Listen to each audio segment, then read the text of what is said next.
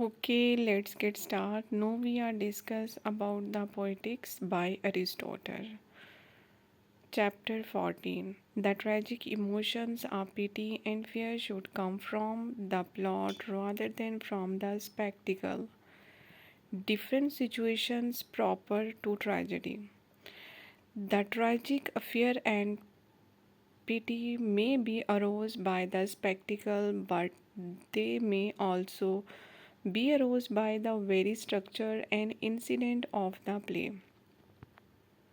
Which is the better way and shows the better point? The plot, in fact, should be so framed that even without seeing the things take place, he who simply hears an account of them should be filled with horror and pity at what takes place, which is just the effect that the mere recital of the story in Oedipus would have on one.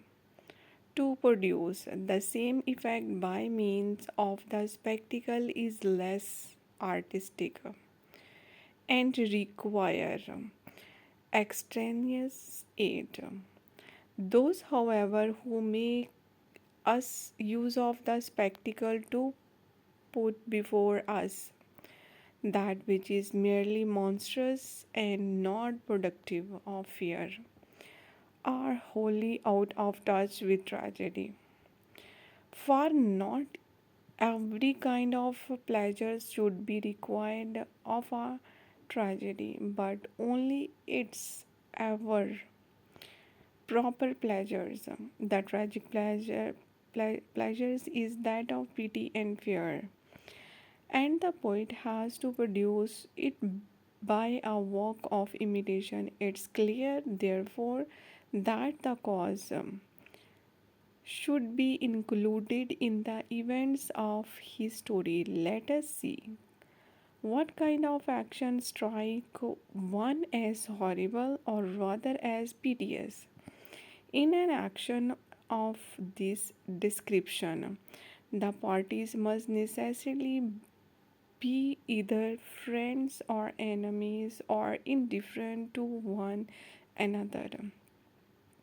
Know when an enemy kills an enemy. There is nothing to move us to pity either in his action or in his contemplating the deed except so as the actual pain of the suffering is concerned, and the same is true when the parties are indifferent to one another. Whenever the tragic deed, however, is done within the family, when murder or the like is committed by brother or on brother, by son or father, by mother on son, or son on mother. These are the situations the poet should seek after. The action may be done consciously and with the knowledge of the person in the manner of the elder poets.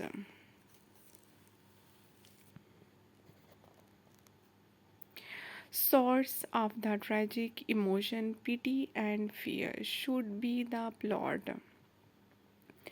Pity and fear are the emotion proper to tragedy. They may be aroused through spectacle, the presentation of scenes of suffering and disaster. But this mood of arousing pity and fear is less artistic. The proper way of arousing pity and fear is through the very structure and consequence of incident in the play.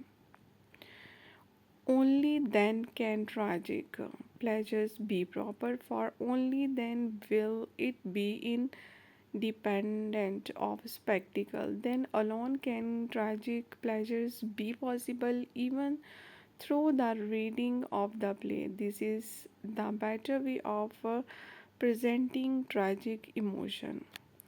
tragic situation arousing pity and fear.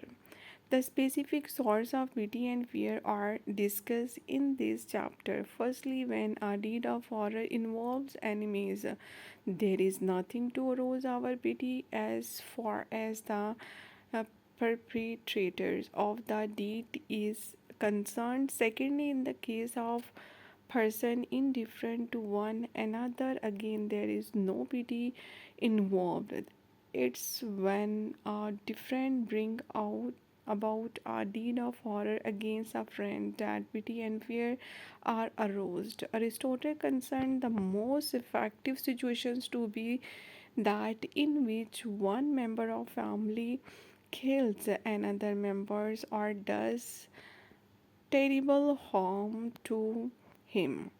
This may be done in ignorance and the relationship be discovered after the deed. However, the most effective situation according to Aristotle is one in which the relationship is discovered just before the deed is to be the premeditated and hence the disaster avoided. This seems to allow rather inconsistently for Aristotle a happy ending to tragedy in this connection. W. Hampton Fair committed. The condition of Greek stage couldn't provide a quick curtain. The characters or the chorus had to achieve their exact with dignity and beauty. This necessitated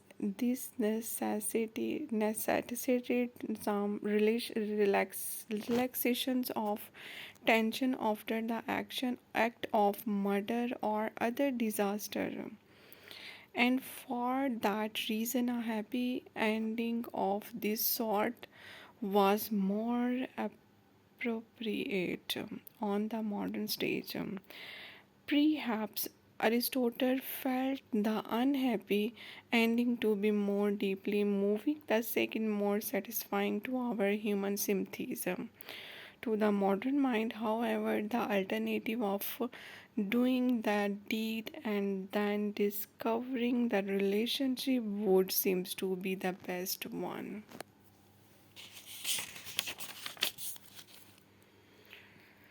It is thus.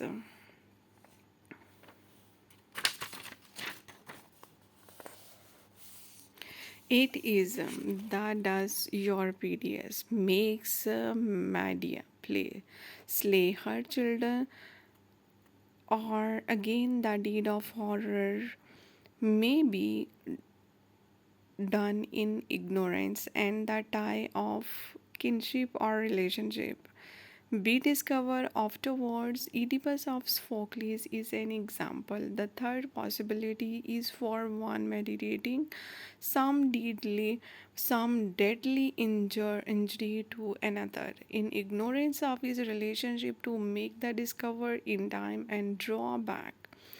These exact the possibilities, since the deed must necessarily be either done or not done, and either knowingly or unknowingly. The worst situation is when the person is with fully knowledge on the point of doing the deed and leaves it undone. Its audience also untragic, hence it's that no one is made to act thus except is in some few instances Hammon and Grion in Antigone. Next, after this come the actual preparations, preparations of the deed meditations. A better situation than that, however, is for the deed to be done in ignorance and the relationship discovered afterwards.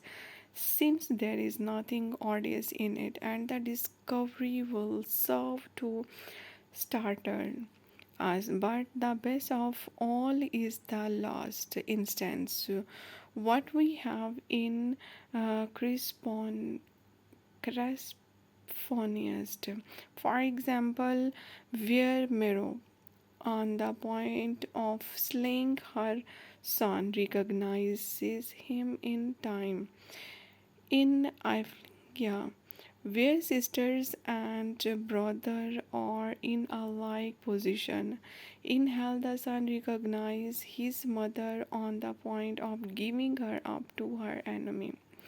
This will explain why our tragedies are restricted to such a small number of families. It was accident rather than art that lead the poets in quest of their plots. They are still obliged, according to have recourse to these families in which such horrors have occurred.